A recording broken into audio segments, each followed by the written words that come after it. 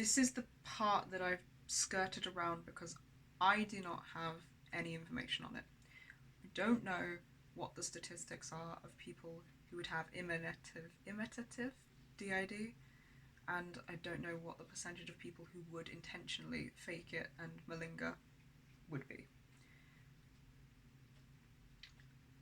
Personally, I don't see the gains that he sees in.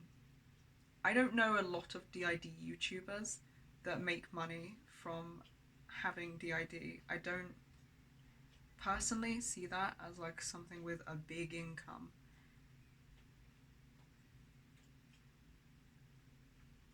I think that if you wanted to generate a crowd and be interesting to do that, there would be easier things to fake.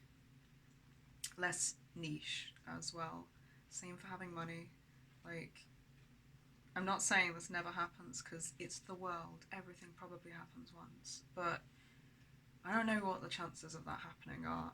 Personally, I don't see those as being common motives.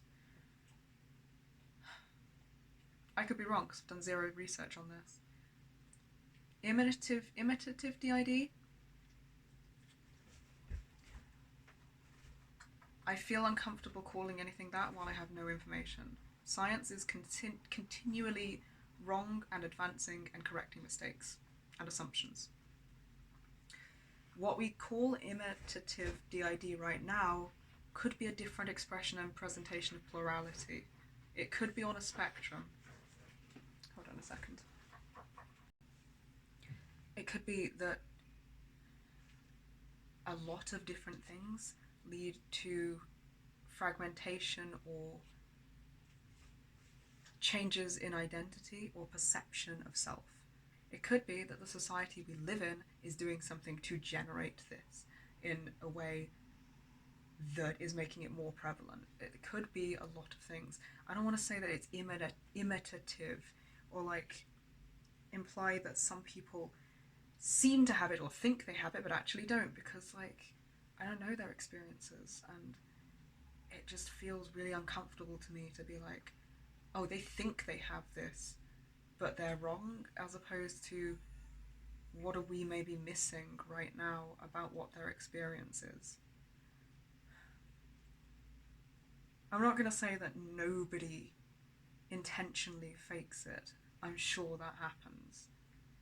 I don't know their motives, and it would be a guess to try to assign motives to anybody who does do that.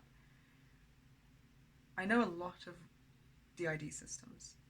I don't think I've ever met somebody who intentionally faked it. So just anecdotally, I have no understanding of whether or not it's a problem or how big a problem this could be, because I've never seen it. And that's not to say it doesn't exist. That's just literally to say I've never seen it.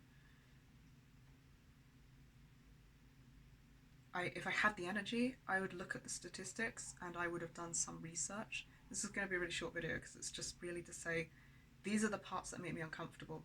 This is what I think is kind of like not great about it, considering how much we know science changes and evolves as our understanding gets more nuanced into really complex issues. I loved Jess from Multiplicity and me's take about like maybe there needs to be another category, you know, to include a diagnosis of things that aren't DID but do involve identity. I don't want to paraphrase her, but yeah, I kind of agree with that. I kind of think that maybe there should be more ways to look at it.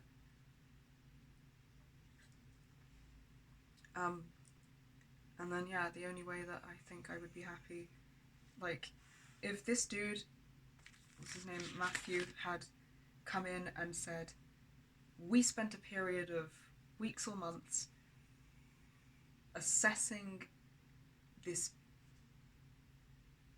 big sample size of people that came in self-reporting DID, and we found X amount of people's symptoms of trauma didn't line up, and we cross-referenced them over a period of time, and we actually managed to find out, like we literally diagnosed them as like malingering. Then I think he could have used their behaviours to say, here is the range, the spectrum of emotions we saw, the pattern we saw in these individuals, and what pattern we might see in individuals doing this. I would find it really uncomfortable and like impossible to do it any other way than that. And I mean, he literally used real DID systems to say you're not going to see these behaviours in real DID systems. So I don't see how else you could do it if you're going to actually try and use IRL and examples.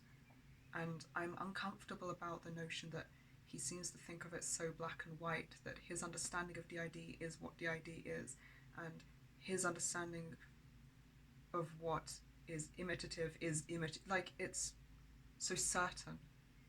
It's so certain for something that he got wrong, and for something that we're still learning so much about.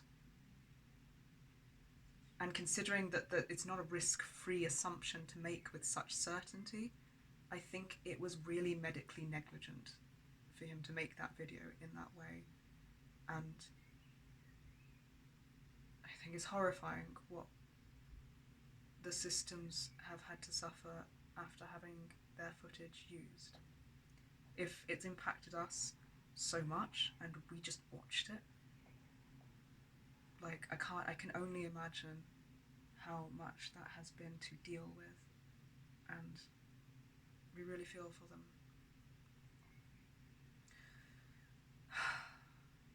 Yeah, I think that the video was really short-sighted and medically negligent, and didn't take any degree of care in the